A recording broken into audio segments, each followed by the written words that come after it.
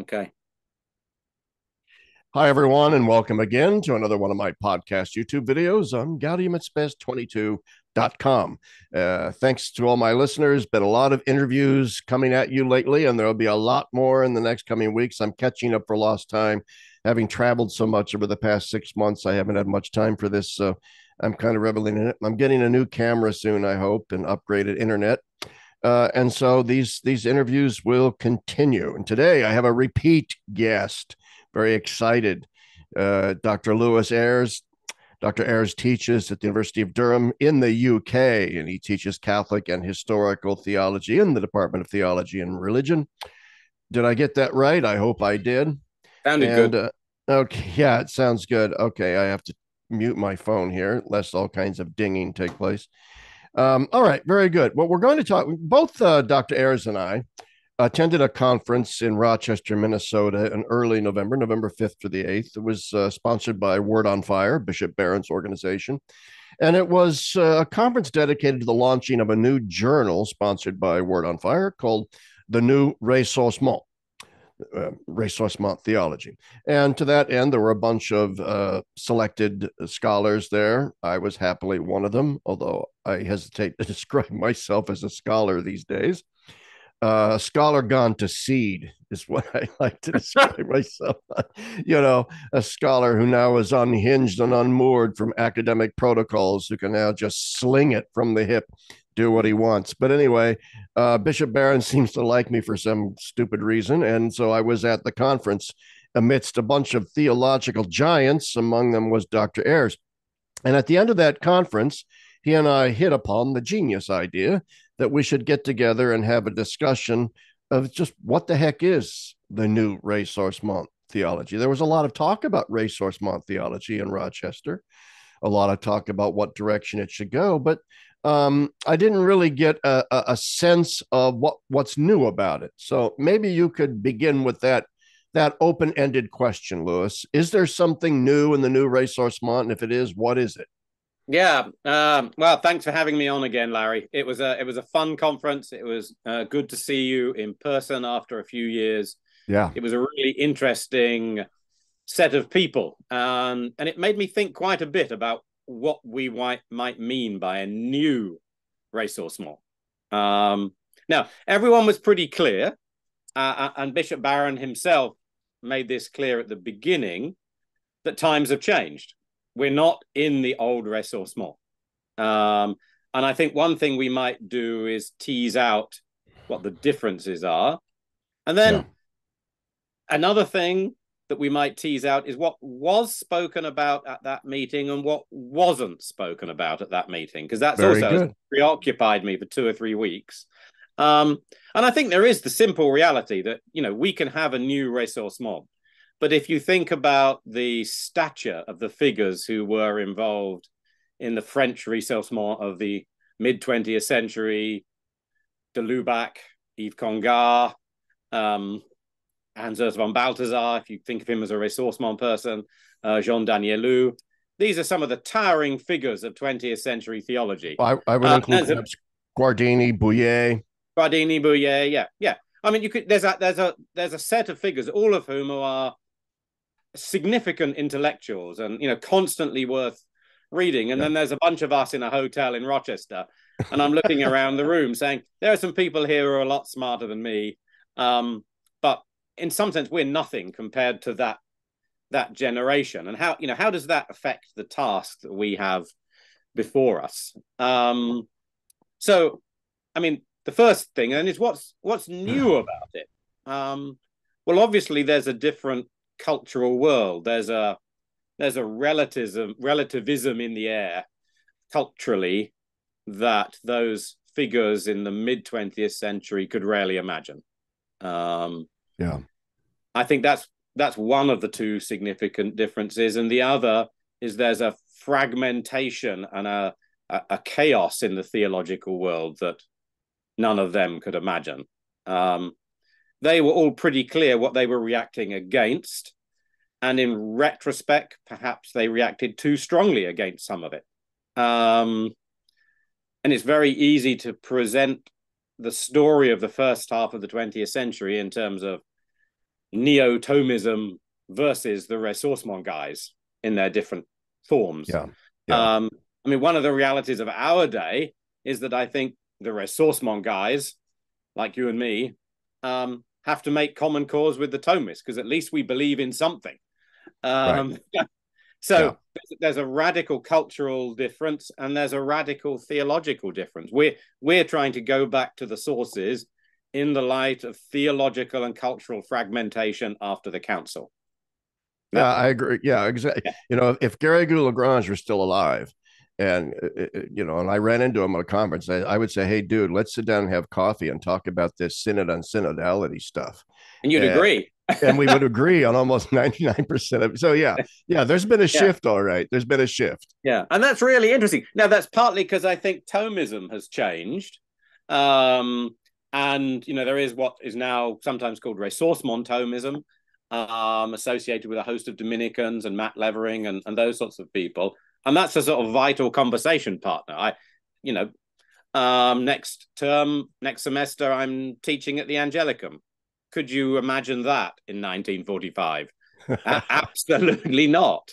But now we can make common cause, and we should. I would add one other thing that is new to this, and it is the product of Vatican II and ressourcement thought, is that the absolute explosion of lay theologians would have been unheard of. Yeah. I mean, I do a regular master's doctoral course on 20th century Catholic theology, and I'm doing it this semester, and I always make Vatican II the center point. And I ask the students how many lay experts, periti, were there at Vatican II. Like, and they all think, oh, well, maybe it's, 10% or something. And they're all universally surprised when I say zero.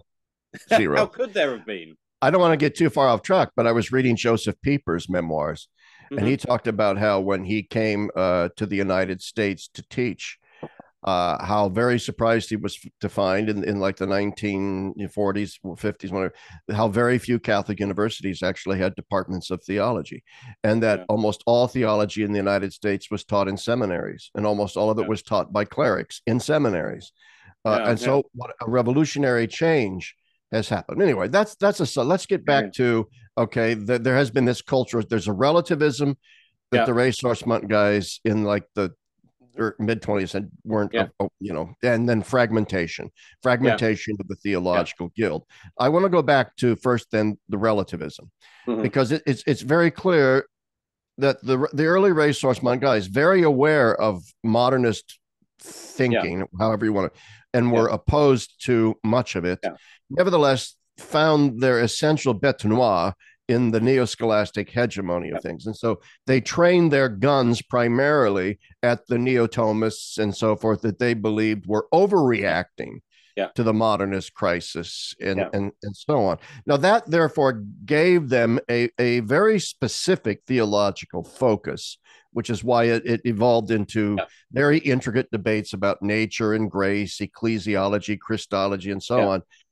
But they did not, therefore, deal with what we have to deal with, which is this thoroughgoing cultural relativism. It was already beginning then, but they really, maybe Guardini did a little bit, but they really didn't deal with it that much, did they? I think they deal with it. The only place where they really deal with it is in opposing modernism, okay? Because modernism represented a historical relativism. Doctrines change. Therefore, all that matters is the experience behind them, or some nonsense like that, in the way that Tyrrell speaks. But the way in which the ressourcement figures react to that is mainly by saying, no, we're not that. Right. And saying, yes, truth remains. Yes. And I think they're searching for ways to have a theology of history. And Danielou comes close, but perhaps it's only really in the younger generation of people dependent on those ressourcement theologians. Well, I think about the younger Ratzinger, who actually have a theology of history in which propositional truth can be passed on in different cultural periods. So the original ressourcement theologians, historical relativism, they say, no, we're not like that. But they're not really engaging seriously enough, I think, with how it's possible to have truth in a culturally relativistic age. And that's something that, Yeah, that yeah. I mean, definitely falls to us. Balthazar has a theology of history, Yeah, but in many ways, it's an extended meditation on a deep theological anthropology rooted in a Christocentrism. yeah. So it's kind of more an elaborate his interpretation of history through the lens of this radical Christology, this Christocentric Christology in view of Well, I history. think what Balthazar and the young Ratzinger in his second dissertation on Bonaventure and history, what they share is a sense that there is the world's history. There is a sort of quasi-secular history that you can trace, and there is also an inner meaning to history. There's an inner direction to the history, and the theologian needs to work with both, and that's really fruitful. But I don't think that's been well developed or considered in recent It decades. hasn't, and you can correct me if I'm wrong. This is just off the top of my head, and as I'm sitting here listening to you. But it is a thought that I've had before that in developing their various theologies of history, from Daniel Lu through Balthasar Ratzinger, a lot of them are, in a sense, dialoguing with philosophical idealism, Hegel, and Yeah, people like this, or Marxist analysis yeah, of history, yeah, which was very prevalent in Europe yeah, at that time. You see this in Augusto del Noce's yeah, philosophy as well, this grappling with neo-Marxist visions of history. But that is still to impart to history a certain teleology. And yeah, therefore, the new resource, it seems to me, has to grapple with something different. I mean, yeah, I mean, Hegel, who? I mean, yeah, Marx, who? I mean, the question now yeah, is a deep, deep sort of yeah. fragmentation of reason as such in a kind of technocratic digital Yeah. paradigm. No, no, we deal with the sort of dumbass version of Fukuyama and the end of history. Yeah, In which right. there is no teleology because, I mean, it is fascinating, and you're quite right, Larry. You look at all of those guys in mid 20th century, the alternative is Marxism. That's Yeah, if you look at Balthazar's what is it, Communio, a program that he wrote when they launched Communio. It's the Communio of the church or it's communism. There's nothing in between. yeah. Whereas we face something in some ways that's an outgrowth of that. History is utterly chaotic. What matters is a vague sense of technological progress and a sort of depression that it might actually result in anything. That's, I think, all you get. Yeah, I mean, and to put it in a nutshell and somewhat vulgarly, I mean, the prevailing attitude, even among educated elites, seems to be you're born, some shit happens to you, then you die. And Yeah, and any attempt to put a veneer of meaning over that is nice if it comforts you, but yeah, don't have the illusion that it actually means anything. And even that humanity as such, and here's the difference between now and then, even that humanity as such really matters. yeah, Uh, which is why in some ways I think the current emphasis in various circles in Rome on the human fraternity and the great human project is, like all things in the church, like 40 years behind the times. yeah, yeah, yeah. When you've got large segments of our technocratic populace talking about AI and robotics and the singularity and the replacing of the human with the Yeah, cybernetic. I mean, 20 years ago it was dolphins and aren't dolphins smart and all the rest of it. And so we were all part of the big ecosystem. And now Yeah. it's AI and really we're just computers. But it's the same basic phenomenon of the decentralization of humanity. And I mean, it is interesting how, and again, Ratzinger, Benedict always stood out for this, that there are certain philosophical truths that now have to be preserved theologically. Uh, the significance of history, the significance of human rationality. These are things that we have to preserve because nobody else is. And I Yeah. think And if we swap to what was going on at the conference, that was something that was pretty clear, I think. Um, oh, yeah. Yeah, absolutely. And if yeah, my friend Mark Stallman is listening to this, he's probably screaming at the TV screen. I've interviewed him on this show before, saying that we need also to pay attention to shifts in technological paradigms. yeah, That the Nouvelle theologians, the ressourcement guys, the mid 20th century, are living in still a kind of print universe, an analog universe, and we now live in a sort of computer universe of digital images, and that's changed our consciousness to a great deal, made it more fragmented, uh, made it more relativistic in many ways. It's hard to describe how a simple shift from print analog to simply a more digital paradigm would do that. But Yeah. these are all parts of what's different today, and what a new resource month Yeah. theology is going to have to deal with. Yeah. No, I think that's absolutely right. And as an educator, you really realize that more and more the undergrads coming in are unable to listen to a lecture. And that's not simply a skill they lack. It's because they look at the world fundamentally differently. Yes. They're constantly looking at things that are 30 seconds long and piecing them together in odd kaleidoscopic ways. It's a different way of relating to the world. And I feel I Well, use computers, but I use them as a way of accessing print resources I don't have, or writing stuff I'm going to print out. I mean, that's I was going to say to this day, it's now about half and half.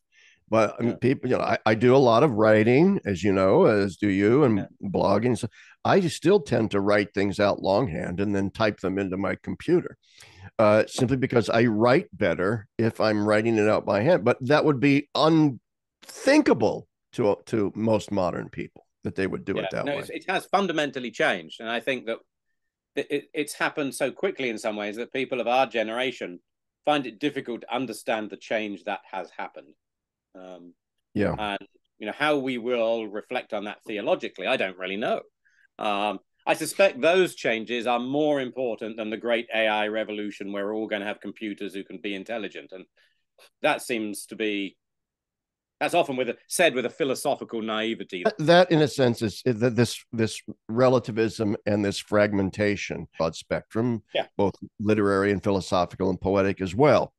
And actually, I think when we get into this, that perhaps one of the deficits of resource mount theology is that, despite its protestations to the contrary, that it needs to be different. A theology journal. The idea was that it's theology, philosophy, literature, art, history, all those. But it's largely become a journal of theology and philosophy before us in that regard. Okay, it's a really good question. So I might be interested at a theoretical, thematic theology, whatever the hell that is, making those things relate together, but well enough. Well, that's very interesting, because I've had some formation in a way of thinking in a Catholic way, and the question is, this is not possible. Yeah. No, I think that there's a very small, but there are still these professional pressures as well, and I think it's changing a little bit. I mean, I think that if you look, say, at the new, showing a really interesting shift, at least in some areas, compared to what it was. You think very often their program structures have as an intention to do something different than the divisions and chaos we've had since the council. Yeah. And that requires thinking both at actually says. Those are the sorts of innovations I think you would need. Is the development of some kind of movement that develops a synthetic picture. That guy's doing some interesting things, and here's another interesting person over here that was able to evolve into a movement that then influenced the Second Vatican Council. And so this is in the midst of the fragmentation that we now see in the theology, some kind of common denominator way of approaching. I can't really see the answer to that yet. Yeah, me either. To be honest. I mean, there's a lot of it's like at the New Ressourcement Conference and a couple of other things, like the Academy of Catholic Theology. I can see a group of people I talk to, and we think that we could easily articulate a common vision of, say, how we were going to deal with the theology of history, how we were going to deal with the tradition, other than a commitment to a generation or more to create out of the chaos such a Thomist revival in the past 25 years. Okay, good.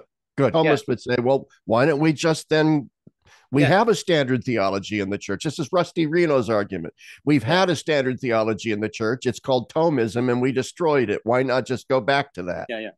So, but I think you do find a whole host of really smart characters undertaking a new more historically sensitive Thomism. I could list, 6 or 7, 8, 9, 10 people. They're all under 60, I think. And that's a real shift. And I think it's a very much welcome shift. But I find when I'm in conversation with them, there's a common sense of we're on the same page. We need a theological system. We need to overcome the chaos. So we can work together in quite close ways. But it's interesting how some of the old conversations and competitions will immediately emerge. Yeah. So, if you become a Thomist, you're quite likely to think that there's a basic genealogy, forward movement to theology, which goes from the early church up to Thomas, who arranges it all neatly.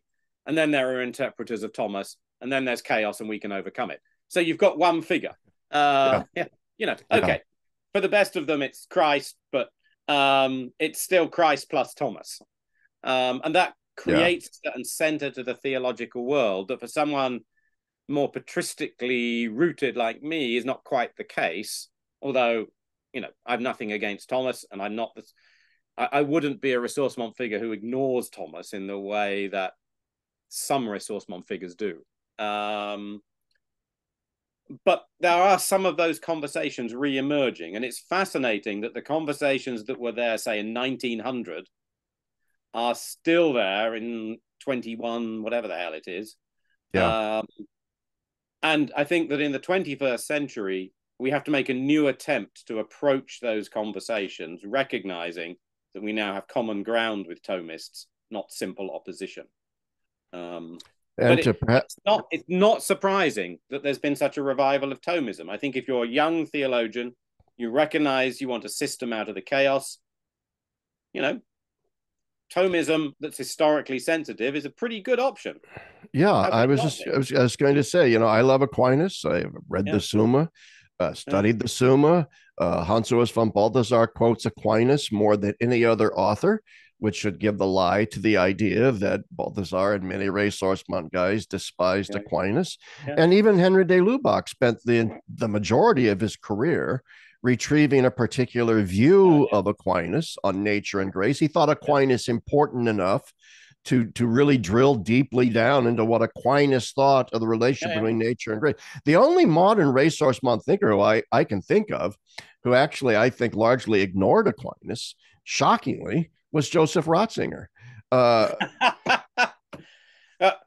has little to say, but Danielou has very little to say. Right. Yeah.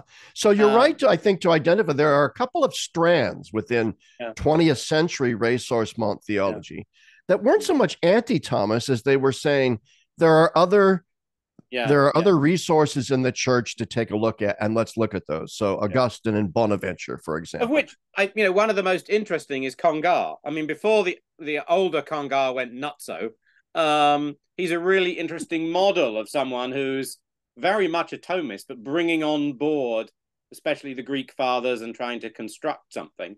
And I think that's a better model. Thomas, he remains the angelic doctor. He's not someone that you can suddenly say, I'll manage without. That's daft. Yeah. And I think one can do theology in a Catholic tonality that specializes in Augustine or Bonaventure or Gregory of Nyssa or Maximus the Confessor, and you don't deal with Aquinas that much. I mean, here and there, that's possible. And we need scholars like that. But overall, I think as we see the Thomists and the ressourcement guys come back together in this new ressourcement, I think you put it correctly, Louis. It's a historically sensitive Thomism, which I think we would call ressourcement Thomism, which I think is going to emerge, a Thomism that is aware of its Augustinian and patristic roots. Well, I think that one of the best books on the nature grace stuff in the past 20, 30 years is Jacob Wood's book. What's it called? To Stir a Restless Heart. Oh, I've got it. So historically focused and yet aware precisely of what the issues are. You can agree or not agree with his conclusions, but it's just an excellent book. This is, oh boy, I'm so glad you brought this up. I'm about halfway through it. Yeah. I had to set it aside for a Yeah. stupid conference I went to.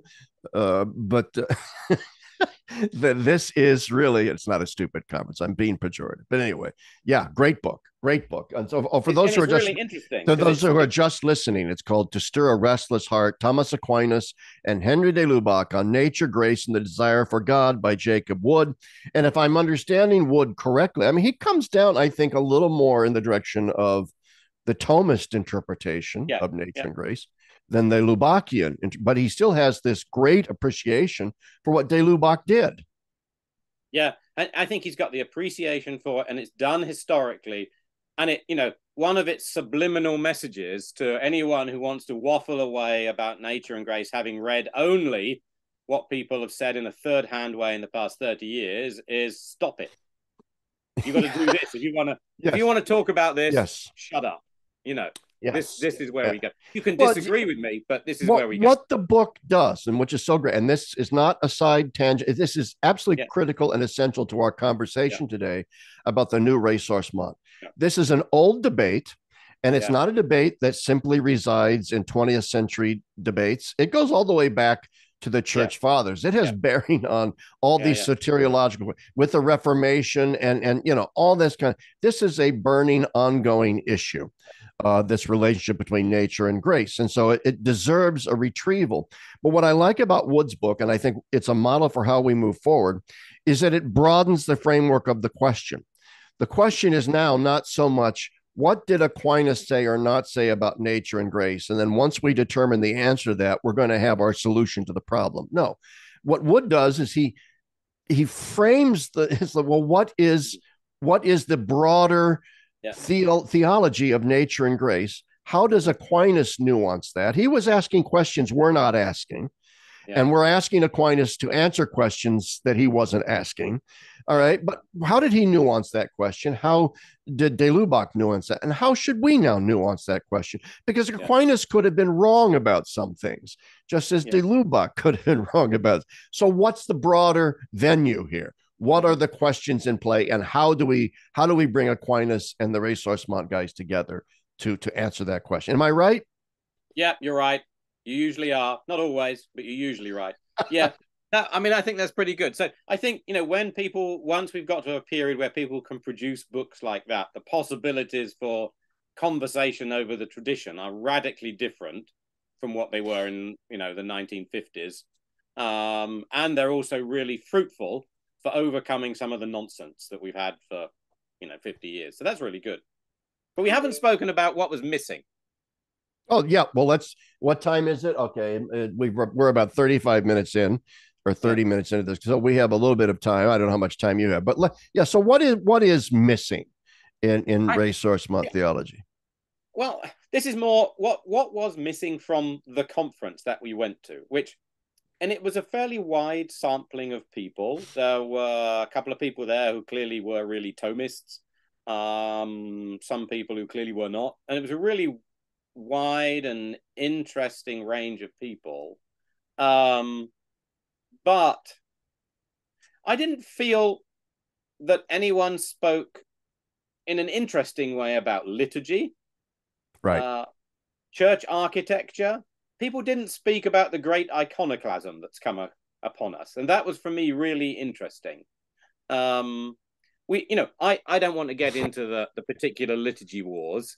It seems to me that that's often a discussion which is very real for people, but you can lose a sense of what's fundamental in that discussion, which is, what actually is liturgy and how might any reform of liturgy, going backwards or forwards, better make real the nature of liturgy for us.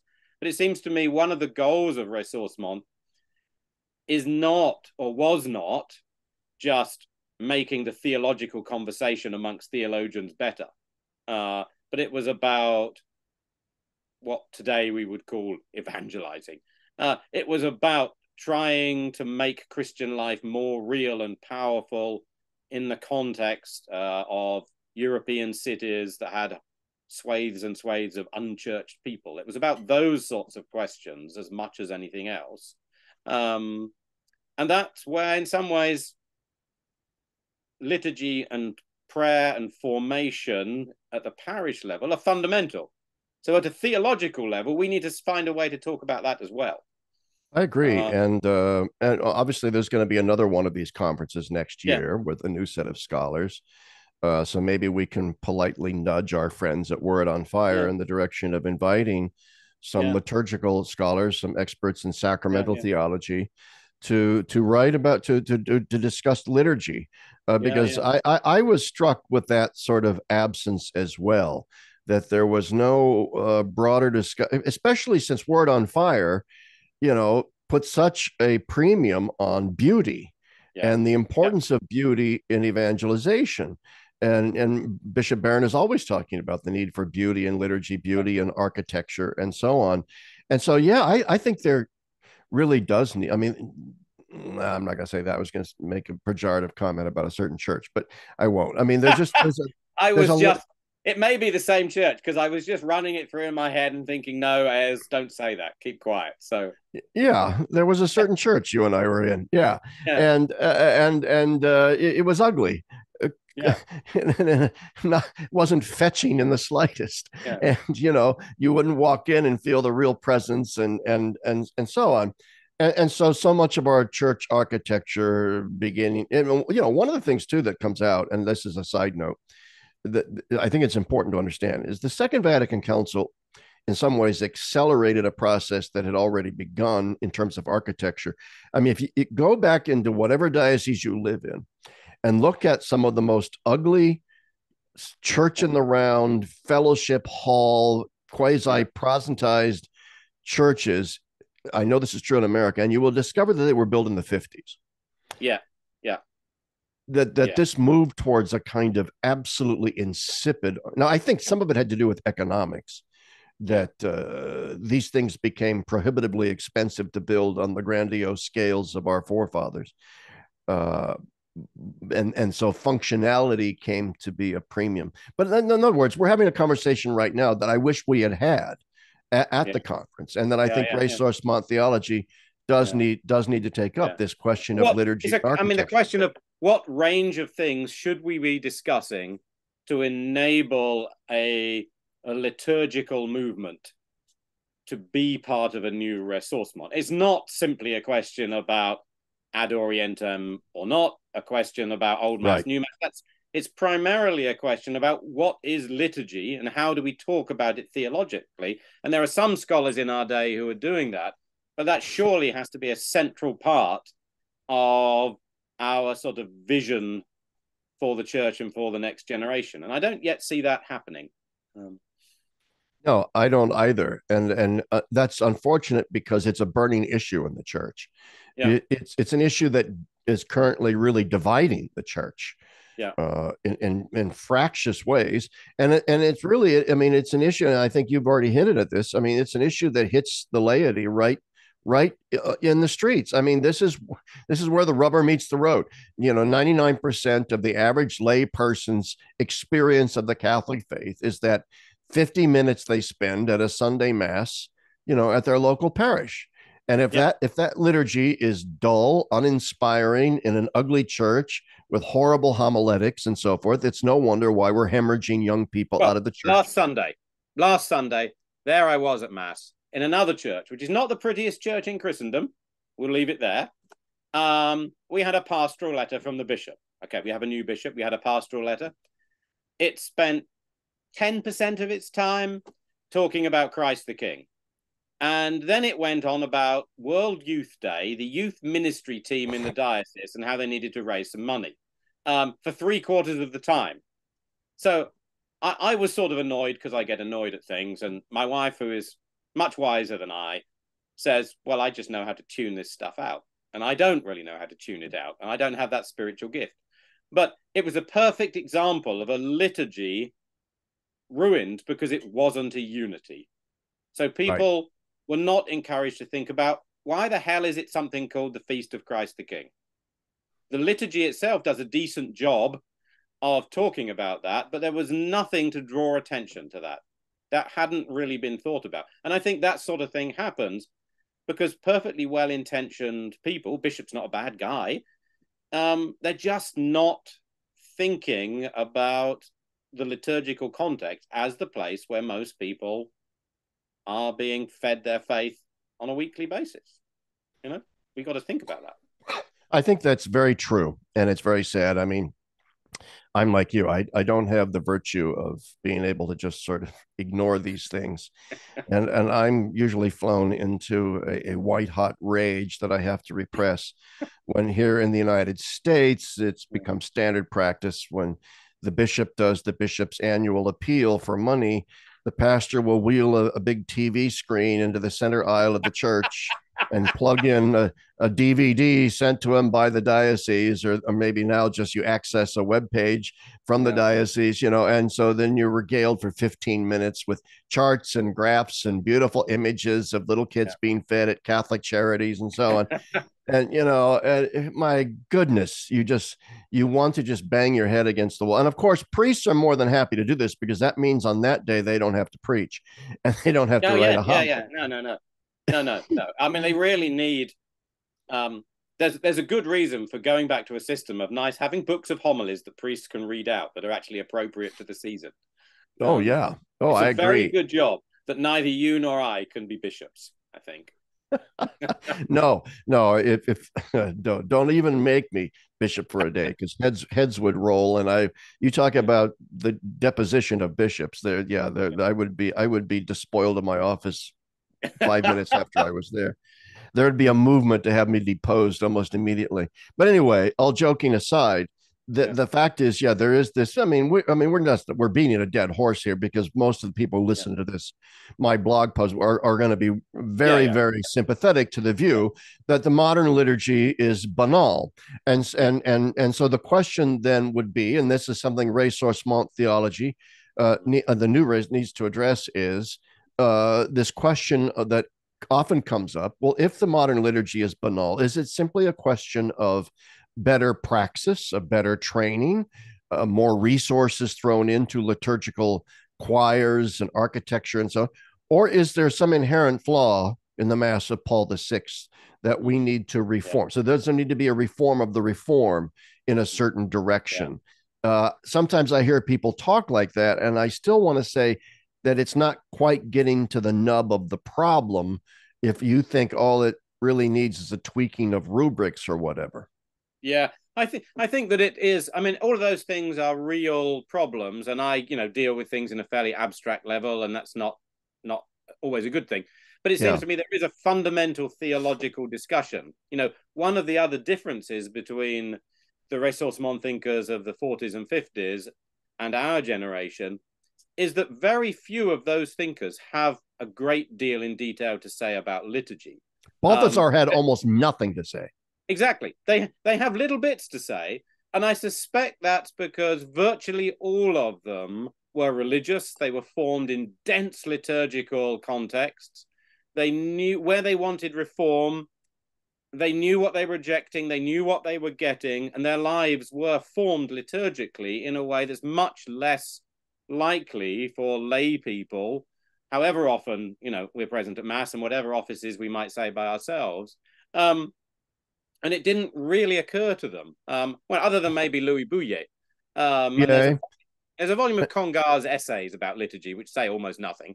But it seems to me that for our generation, if we're going to have a new ressourcement, we need to think about that at a fundamental theological level. We can think about what is revelation, what is truth, and what is sacramentality, and how in creation are we led to talk about and to worship God.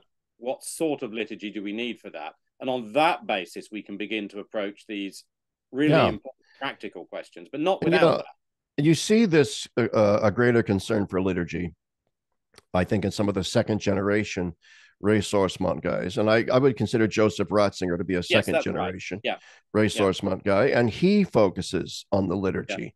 He begins to understand post Vatican II that something really not so great has happened to us liturgically. And so, of course, he had his famous writings on the liturgy, which are deep and profound. And to me, one of the greatest mysteries about the Benedict pontificate, among many mysteries of the Benedict pontificate, up to why he resigned, is the question of why he didn't do more in the liturgical area, since he was probably uniquely equipped among modern popes to do something about it. But yet, then you have another second generation ressourcement guy, Karol Wojtyła, when he was pope, clearly didn't care that much about liturgy at all. No, he was perfectly happy wandering around in his chiffon tablecloth, doing his stuff and evangelizing people. I think I was doing a lecture in Edinburgh University last week for the Thomistic Institute about the legacy of Benedict. And I brought up the question of liturgy, and I said, for me, it's one of the ways in which you can see him as a person in between times. He understands the problem with real penetration, but he doesn't really know what to do about it. And I think he's perfectly honest when he says, I don't feel that I can just say, okay, sorry, guys, ad orientem, it makes sense. Because what he's troubled by is the constant turmoil. Yes, the change, the plasticity of it all. Yeah. So how do you reverse the constant stupid plasticity by changing some more? And I think he's just caught by it and doesn't really know what to do. So he did. I mean, we did get new translations of the liturgy under Benedict, which was good. We got Summorum Pontificum, which has been overturned, but we also now have what I attend. We get the Anglican Ordinariate liturgy. So it's wrong to say he didn't do anything, but I agree with you. I always thought he should have done more. Like, well, why didn't he start practicing ad orientem liturgy at the Vatican and all Vatican ceremonies and council, all bishops and so on? Why not in Summorum Pontificum also say, I hereby grant to all priests all over the world the right to do ad orientem worship, regardless of what your bishop says, and so on? Why not write an encyclical setting out from scratch what Christian liturgy is? And he's probably the only pope in however long who could do that by himself. And I think you nailed it. I think the reason why he didn't was because he felt a certain paralysis, certain, I'm damned if I do and damned if I don't. We've got. So I think the goal of Summorum Pontificum and the Anglican Ordinariates was that I think that he hoped that those liturgies would catch on enough that eventually there would be a movement. To allow that to cross-fertilize over into reform of the Novus Ordo liturgy and so on. So I think he wanted it to have to sit through this, but the magic will eventually happen. And then Benedict appeared. It was really interesting to see the performance. You were drawn to. Well, there's another thing to change topics. Before we run out of time, talking issue that's out there right now that I think the new ressourcement theologians are going to have to deal with. And it's not something any of the first or second generation ressourcement guys had to deal with in the church today, precipitated by, for rightly or wrongly, it's always there, festering beneath the surface, which is what is, and so on. And I think that what is the relationship between power and authority in the church? What are the distinctions? One of the things that a couple of my Orthodox friends, and it festered away under JP2 and Benedict, exactly the same discussion. What's the authority of the Pope? What gets lost in that and why? Yes. And I don't think that until we first have a clearer sense of what is our commitment to tradition, why is tradition given to us by God, how do we discern what's in it, and the exercised authority for the sake of annoying people. But we've sort of lost a clear sense of tradition. And I think the part of them between sort of modern theology and historical theology, as if that's the preliminary that you do before you say the interesting stuff. We've really got to think about our theology of tradition and how we our attitude towards contemporary church authority. I could not agree more.